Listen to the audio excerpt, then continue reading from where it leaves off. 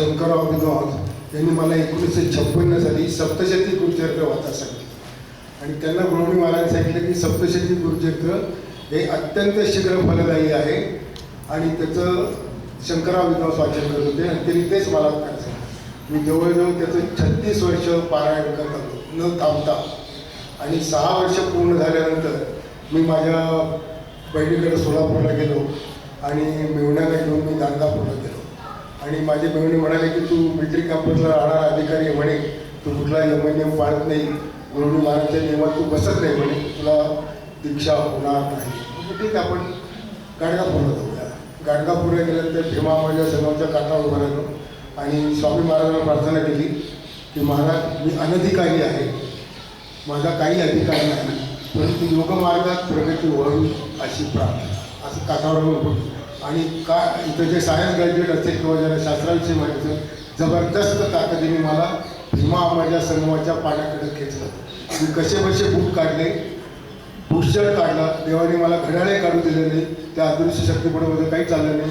खिशातल्या पॅन्टसह पट्ट्यासह देवाने मला पाण्यात बुडी मारत नव्हती आणि बुडी मारल्यानंतर उजव्या कानात एक बीजमंत्र दिला, पुन्हा बुडी मारली, उजव्या कानात तोच बीजमंत्र दिला, पुन्हा बुडी मारली, देवाने तोच बीजमंत्र दिला आणि जोरदार मला क्रिया चालू झाल्या. म्हणजे अनधिकाऱ्याला स्वामी महाराजांनी भीमामाच्या संगमात दीक्षा दिली. म्हणजे त्यांनी काहीही योग साधना केली नाही, कुठलाही प्राणायाम केला नाही, त्याचे पापाचे डोंगर आहे, पूर्णपणे पापाधिकारी आहे, त्याला कुठलाही गुरुचा असतं शुक्राचा असतं न बघता, जात पात न विचारता, कांदा लसूण खातो का ते न विचारता दत्तप्रभूंनी म्हणजे नृसिंह सरस्वती स्वामी महाराजांनी भीमामाच्या संगमात दीक्षा दिली. तसाच अश्वत्थ वृक्षाच्या खाली आलो आणि तिथं सप्तशती गुरुचरित्र वाचवलं. मानेला जोरदार झटके बसत होते आणि थरथर थरथर कापत होतं माझं. कसं बसं ते 2.5 तासात मी ते पारायण पूर्ण केलं. गाणगापूरून रेल्वेने सोलापूरला आलो. रस्त्यातही जोरदार मला क्रिया होत्या, त्या माझ्या थांबण्याच्या पलीकडच्या होत्या आणि ज्यावेळेस घरी आलो त्यावेळेस चहा घेऊन मी संध्याकाळी उत्पत्ती लावली आणि देवाने जो मला भीमामाच्या संगमात मंत्र दिला त्याचं स्मरण केल्यावर धाडकन मी पाठीमागून बसवलं आणि मग आमचे मेवणे विचारतात, अरे तू देवाकडे काय मागितलं? तर मी म्हटलं योग मार्गात प्रगती व्हावी याची देवाला प्रार्थना केली आणि हे सगळं पुढचं काय झालं तुम्हाला माहिती. तर ते तसेच उठले आणि रामकवींकडे गेले आणि बापूसाहेब कोविंदकडे गेले आणि त्याला फार आनंद झाला आणि म्हणे त्याला सांग म्हणे तुम्ही गुरुनी महाराजांना पत्र लिहा. गुरुनी महाराज फार आनंद पडले. मी काही गुरुनी महाराजांना पत्र लिहिलं नाही. पुन्हा 1-1.5 महिना गेला. माझी साधना नियमित चालू, जिथे जिथं जायचो तिथे खोली बंद करून मी साधना करायचो आणि साधना कशी करायची आमच्या वडिलांकडनं मला माहिती होतं. वेगवेगळ्या देवदेवतांची दर्शनं वगैरे साधण्यात झाली आणि पुन्हा मी सोलापूरला आलो. बहीण म्हणे मला तुझ्याबरोबर गाणगापूर राहायचं आहे. ठीक आहे, मोठ्या बहिणीला घेऊन मी गाणगापूरला आलो आणि तिथं त्यावेळेस हा जो भस्माचा डोंगर आहे तो खूप मोठा होता आणि त्या डोंगरावरती मी स्वामी महाराजांना प्रार्थना केली की तुम्ही 700 वर्षापूर्वी मूळ स्वरूपात जसे होता तसं स्वामी महाराज मला दर्शन द्या. तर आता दर्शन द्यायचं की नाही हा स्वामी महाराजांचा प्रश्न, पण प्रार्थना मात्र मी केली. तर त्यावेळेस मी भस्म गोळा करता करता माझ्या कानात आवाज ऐकू आला, आम्ही तुम्हाला दर्शन देणार आहोत परंतु तुमची ज्येष्ठ भगिनी तुम्हाला पायाला स्पर्श करून नमस्कार करून देणार नाही, असं स्वामी महाराजांनी मला 3 वेळा कानात सांगितलं. आणि हे झाल्यानंतर ते भस्म गोळा केलं आणि हळूहळू अनुतरायला लागलो. तेवढा ते त्या पत्र्याच्या शेडमधनं संगमावर एक संन्यासी, दंडधारी संन्यासी भर आला आणि गावाकडे जायला लागला. अतिशय गौरवणीय, वय वर्ष 24-25 असेल, 5 फूट 1 इंच 2 इंच उंची. म्हणजे मी मिलिटरीत असल्यामुळे ज्यावेळेस मला कल्पना होती की त्या व्यक्तीची उंची काय असावी आणि अतिशय त्याचे पुढे दंडधारी संन्यासी गावाकडे चालले होते. तर बहिणीने मला जोरात सांगितलं कुठल्याही संन्यासाचे तू वेळासारखे पाय पकडू नको. पण मी जाऊन त्यांचे पाय पकडणार होतो, पण आमच्या बहिणीने मला पाय पकडून दिले आणि मी दुरून त्यांना नमस्कार केला. त्याने हात असा केला आणि ते गावात भिक्षा मागायला निघून गेले आणि मग आम्ही संगमावरती आलो. त्या गुरुजीला विचारलं, गुरुजी एक आत्ता गेले हे संन्यासी कोण होते? तर तेवढे कुठले संन्यासी म्हटले? तर कुणी संन्यासी वगैरे नाही. म्हटलं आम्ही दोघांनी बघितले, आत्ता दंडधारी एक संन्यासी गेले आणि इथं कुठं? म्हटलं त्या पत्र्याच्या शेडमधनं जाता म्हणे छे आणि ती पत्र्याची शेड 6 महिने बंद आहे म्हणे. तुम्ही काय सांगता?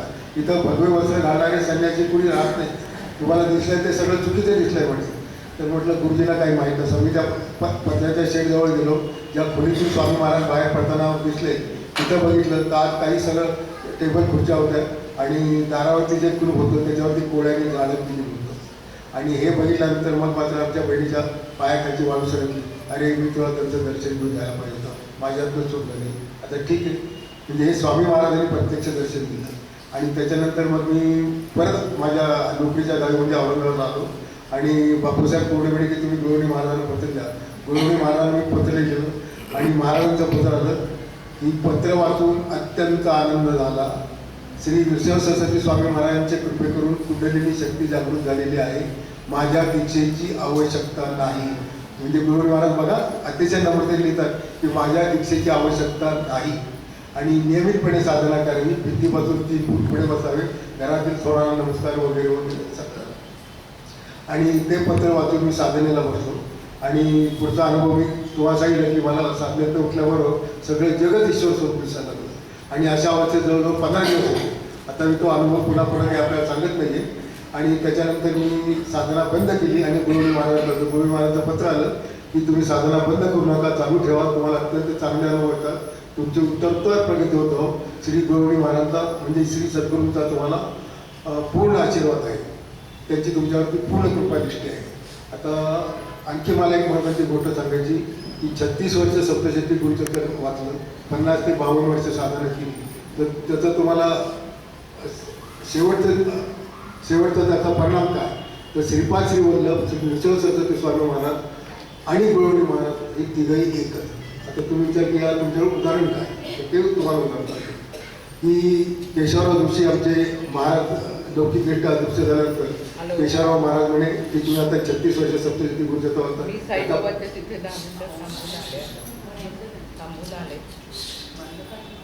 तुम्ही 36 वर्ष गुरुचरित्र वाचताय ते आता बंद करा आणि मोठं गुरुचरित्र वाचायला सुरुवात करा.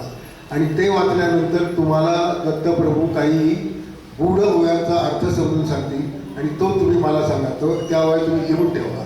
मी मठात काही येत होतो, फक्त केशवरावांकडे जातो, कवीश्वर महाराजांकडे येऊन फक्त 2-3 वेळेस मी त्यांचं दर्शन घेतलं, नमस्कार केला. याच्या पलीकडं मठाशी माझा काहीही संबंध नाही.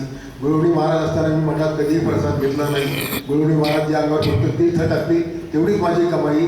महाराजांनी मला दंडाला धरून जरी प्रसाद घ्या म्हटलं तरी मी देशाची संकोचाने जायचो, प्रसाद द्यायचो नाही, कारण आपल्यामुळं मठाला त्रास होऊ नये त्यातली भावना असायची. आता मोठं गुरुचरित्र वाचायला केलं, जवळजवळ 8 ते 10 महिने ते वाचलं आणि काही गूढ ओव्या आढळल्या मला. आणि मी गुरुवाणी महाराजांना प्रार्थना केली की ही जी ओवी आहे मला त्यातली त्यात जी महत्त्वाची वाटते त्याचा अर्थ तुम्ही मला समजून सांगा. काही दिवस निघून गेले आणि एक दिवस स्वामी महाराजांचा अतिशय गोड आणि हळूवार आवाज, जशी आई आपल्या 8 वर्षाच्या मुलाला समजून सांगते ना, तसा नृसिंह सरस्वती स्वामी महाराजांनी मला जवळजवळ 20 मिनिटं त्या ओवीचा अर्थ समजून सांगितला. गुरुचरित्रात अत्यंत गूढ असा अर्थ असलेला ओवी आहे आणि त्याचं थोडक्यात सांगायचं म्हणजे हे तुमचं कठोर उपनिषदाचं थोडक्यात त्यांनी वर्णन केलेलं आहे, ते एका ओवीमध्ये आलेलं आहे. आता केशवराव मला सारखे विचारत होते की तुम्हाला कोणत्या ओव्या आढळल्या त्या मला सांगा.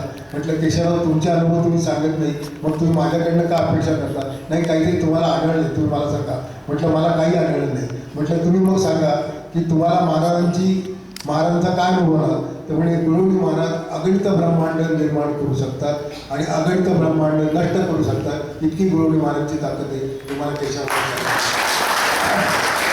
आता एक मला वृद्ध गृहस्थी भेटले होते आणि त्यांनी मला विनंती केली की तुम्ही जी सत्य साईबाबांची जी गोष्ट आहे 2-3 वर्षापूर्वी म्हणजे नारायण काका असताना तुम्ही सांगितली ती मला सांगा, मला ऐकायची. ते सद्गृहस्थीचं आहे की मला कल्पना नाही, पण सांगतो. मी राजभवनला होतो आणि शेवटचे 15 वर्ष मी राजभवनला होतो आणि हे सत्य साईबाबा तिथं मुक्कामाला आले होते आणि तिथं त्या गव्हर्नर साहेबांनी त्यांच्या भजनाचा कार्यक्रम तिथं दरबार हॉलमध्ये ठेवला होता. दरबार हॉल म्हणजे तिथं मंत्री शपथ घेत असतात. त्या ठिकाणी सगळे मंत्री, सगळे केंद्रीय मंत्री, काही IAS ऑफिसर, IPS ऑफिसर, न्यायमूर्ती सगळे आणि मुंबईतले उद्योगपती तिथं आले होते. आणि मी आपला एका शेवटच्या दरवाज्यात उभं होतो आणि भजन चालवताना सत्यसाईबाबा कंटिन्यूस माझ्याकडे बोलत होते. ते झाल्यानंतर मी दुसऱ्या त्याच्या अपोजिट खिडकीमध्ये जाऊन उभं राहिलो. सत्यसाईबाबा त्या खिडकीकडे बघायला लागले. पुन्हा मी एकदम त्यांच्या जवळच्या दरवाजापाशी उभं राहिलो तर सत्यसाईबाबा त्या दरवाजाकडे कंटिन्यूस बघायला लागले. पुन्हा मी अपोजिट खिडकीमध्ये जाऊन उभं राहिलो तरी सत्यसाईबाबा कंटिन्यूस माझ्याकडे बोलत होते. का बघून ते मला कारण माहीत नाही. आणि नंतर भजन संपल्यानंतर शंकरराव चव्हाण तेव्हाचे केंद्रीय मंत्री त्यांनी त्यांना नमस्कार केला. सी सुब्रमण्यमने नमस्कार केला. ते त्यावेळेसचे अशोक चव्हाण आदर्श मुख्यमंत्री जे आहेत ते त्यांनी त्यांना नमस्कार केला. आणि मी ज्यावेळेस नमस्कार केला त्यावेळेस त्यांना म्हणे, अरे ये भंगार पाव क्यों पकड रहे थे, जिसका पाव पकड़ा वो तो बहुत बड़े है. आता हा अनुभव मी एका न्यायमूर्तीला सांगितला आणि त्या न्यायमूर्तीचं जस्टिस वैद्य आणि ते आपले तुमच्या भिवंडीजवळचे जे आपले योगी आहेत ना, काय तुमचं नाव? नाही आपले गगनगिरी मुक्तानंद स्वामी महाराज. तर त्यांचे जे शिष्य होते तो सुद्धा शक्तिवाद संप्रदायातलेच आहे. आणि ते म्हणे त्याचा अर्थ असा की जे अत्यंत नियमित साधना करतात आणि अत्यंत सद्गुरूवरती श्रद्धा ठेवतात त्यांच्या चेहऱ्याभोवती एक ॲरो निर्माण झालेला असतो, एक तेजाचं वलय निर्माण झालेलं असतं आणि ते अधिकारी लोकांना दिसत असतं. म्हणून ते तुमच्याकडं कंटिन्युअस बघत होते. आणि ज्यावेळेस तुम्ही त्यांना नमस्कार केला त्यावेळेस त्यांनी सांगितलं की माझे पाय पकडायची जरूर नाही आहे, तुमच्यावरती ईश्वराची कृपा आहे, सद्गुरूची कृपा आहे, हे भंगार पाय पकडायची आवश्यकता नाही आहे असा याचा अर्थ आहे असं न्यायमूर्तीला वाटलं. ते मी आपल्याला सांगितलं. आता गुरुजी महाराजांनी लौकिकदृष्ट्या हे जग संपवण्यापूर्वी आमच्या गावातले 8-10 लोक गुरुजी महाराजांच्या दर्शनाला गेले. तर त्यावेळेस लोक म्हणाले की महाराज आता तुमच्यानंतर आम्ही कुणाकडे जायचं, आम्हाला काय हवं असेल तर काही जर हवं असेल तर आम्ही कुणाकडे मागायचं. गुरुजी महाराज म्हणे काही चिंता करू नका म्हणे, तुम्ही सकाळ संध्याकाळ 1-1 तास नियमित साधना करा आणि साधना संपत असताना तुम्ही एखादी गोष्ट देवाकडनं मागून घ्या. मात्र रोज नियमित साधन पाहिजे.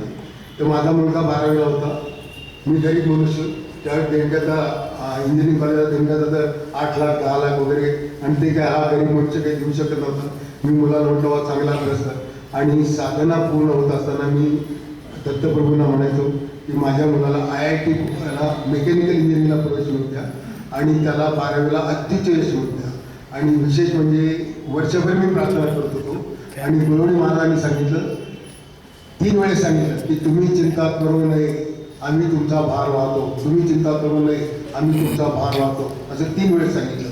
आणि तो माझा मुलगा त्या 1988 साली त्या नियमाप्रमाणे PCMला 88% प्लस त्याचे इलेक्ट्रॉनिक्सचे मार्क मिळून 103% मिळून इंजिनिअरिंगसाठी महाराष्ट्रात पाहिजे आलं. ही गुरुजी महाराजांची कृपा. तुम्ही रोज नेहमी साधना जर केली तर एखादी गोष्ट तुम्ही तुमच्या देवाकडं मागू शकता आणि ती पुरी होऊ शकते, याचा अनुभव मी घेतलेला आहे. आता मला दुसरंही सांगायचं आहे की माझं नुकतंच एक वाचनाचं एक पुस्तक आलेलं आहे आणि त्याचं हिमालयातील महात्म्यांच्या सान्निध्यात, त्याचे स्वामी राम नावाचे हे लेखक आहेत बघा. आणि हे काही दिवस नवीन पीठाचे शंकराचार्य होते आणि त्यांनी ते पुस्तक इंग्लिशमध्ये पण लिहिलेलं आहे, मराठीमध्ये पण लिहिलेलं आहे. त्यांनी हिमालयात जाऊन कंदमुळं खाऊन त्यांच्या सद्गुरूंनी सांगितल्याप्रमाणे साधना केली आणि त्यांचे जे अनुभव आहेत ते गुरुजी महाराजांनी मुंबईसारख्या बकाल वस्तीमध्ये आपल्या भक्ताला त्यांच्या घरामध्ये गृहस्थ आश्रम स्वीकारून त्यांना ते गुरुजी महाराजांनी अनुभव दिले. गुरुजी महाराजांचे भक्त काही हिमालयात गेले नाही, पण त्यांना तो अनुभव मुंबईमध्ये आलेला आहे आणि त्यातले 80% अनुभव जे आहेत ते गुरुजी महाराजांनी मला मुंबईमध्ये दिले. आपण अगत्यपूर्वक त्या पुस्तकाचं वाचन करावं. आणि त्याच्यातलं एक महत्त्वाचं वाक्य मला सांगायचं आहे की तुमचे सद्गुरू जेवण लौकिकदृष्ट्या देहात असो नसो, तुमचे सद्गुरू जवळ असो वा लांब असो, ते तुमचं संरक्षण करणार, ते तुमचं संरक्षण करणार, ते तुमचे संरक्षण करणार. आणि दुसरी एक गोष्ट मला सांगायची की रामकृष्ण परमहंसांना जे आयुष्याच्या शेवटी जे प्राप्त झालं, जे महेंद्रनाथांनी जे रामकृष्ण परमहंसाचं चरित्र लिहिले त्याच्यातून लिहिलं आहे की तुम्ही आमच्याबरोबर बसा, साधनेला तुम्हाला दीक्षा मिळेल, आमच्याबरोबर साधनेला बसा, हे तुम्हाला दीक्षा मिळेल. हे त्यांच्या वयाच्या 57-58 वर्षी प्राप्त झालं. हे गुरुजी महाराजांना सुरुवातीला माहीत असूनही त्यांनी ते झाकून ठेवलं होतं. गुरुजी महाराजांनी आपला अधिकार पूर्णपणे झाकून ठेवला होता. हे गुरुजी महाराजांच्या जवळ राहून मला आज 50 वर्ष गुरुजी महाराज काय आहेत हे मी आपण समजू शकलो नाही. परंतु एक नम्रतापूर्वक सांगतो की गुरुजी महाराजांकडे मी जे मागितलं ते गुरुजी महाराजांनी दिलेले. एकही गोष्ट जी मागितली आणि पुरी केली नाही याचं एकही उदाहरण नाही.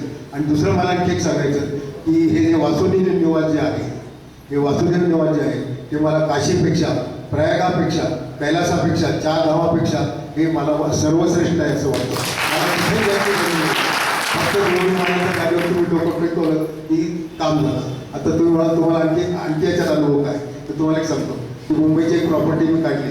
बरंच माझा इन्कम टॅक्स म्हणजे ते नव्हतं आणि काही तो टॅक्स भरला, काही लाखाचं इन्कम टॅक्स करणं परत ते नव्हतं. 2 वर्ष झाली, 3 वर्ष झाली, आमचा CA रिमाइंडर काढतोय, ते काही देत नाही. फक्त महाराजांनी काय म्हटलं, महाराज खूप दिवस झाले, ते काही पैसे अजून आले रिटर्न आलेले नाही आहे. तुम्ही विश्वास ठेवणार नाही, 3 दिवसांनी त्याच तारखेचा चेक माझ्या घरी येऊन पडलेला होता. म्हणजे महाराजांना फक्त प्रार्थना करायचा अवकाश ते झाला. आणखी एक मला अनुभव सांगायचा आहे की माझे वडील 96 वर्षाचे, मी मुंबईला राजभवनमध्ये राहत होतो. माझ्या हातनं काही यम पाळले जातात, कधी पाळले जात नव्हते. ते आले, मी 58 वर्षाचा, ते 96 वर्षाचे. अरे म्हणे तुझ्या घरात यम पाळले जात नाही, माझी काही साधनं नीट होत नाही म्हणे, माझं काही एकचित्त होत नाही म्हणे. आता मी गावी परत जातो, तुझ्या घरात शिस्त नाही, तुझ्या घरात वळण नाही, अशी बडबड करत बसते. म्हटलं महाराज, म्हटलं आज तुम्ही संध्याकाळी साधनेला बसा, 7 वाजता तुम्ही बसा, 7 वाजता. तर ते 7 वाजता साधनेला बसले. गवळणी महाराज वरती एक फुल वाहिलं. महाराज म्हटलं त्यांना परमानंदाच्या अत्युच्च शिखरावर नेऊन बसवा अशी प्रार्थना केली. आणि आमचे वडील जे बसले ते 2.25 तासानंतर उठले बघा. त्यांची 3-4 दिवस साधना झाली, अतिशय आनंदात होते. मला आवडत म्हणतात की इतकी चांगली साधना माझी कधी आयुष्यात झाली नाही म्हणे. आणि म्हणे तुझ्या बाबतीत माझा अपराध झाला. म्हटलं काय? त्यामुळे तुझ्याविषयी मी गवळणी महाराजांकडे तक्रार केली होती म्हणे, एकांतर भारतासाठी म्हणे, चहा मागा असा तसा. आणि गवळणी महाराज म्हणाले, खबरदार, त्या मुलाविषयी बोलायचं नाही, तो माझा अत्यंत आवडता शिष्य आहे म्हणे, माझा लाडका शिष्य आहे, तुम्ही इथून उठून जा म्हणे, पुन्हा उठून जा असं ते म्हणाले. आणि म्हणे माझं जेवढं तुझ्यावरती प्रेम आहे त्याच्यापेक्षा सहस्रकोटीने गवळणी महाराजांचं प्रेम आहे. आणि गवळणी महाराजांच्या कृपेने मी सुधार्थ झालोय, धन्य झालोय. मला स्वर्ग नको, मुक्ती नको, काही नको, फक्त देह विसर्जन करताना गवळणी महाराजांचं स्मरण हो, एवढीच माझी इच्छा आहे, बाकी काही नाही. नमस्कार. धन्यवाद. गुरुकृपा झाल्यानंतर काय होतं हे आपण पोळ सरांचे आता विचार ऐकले.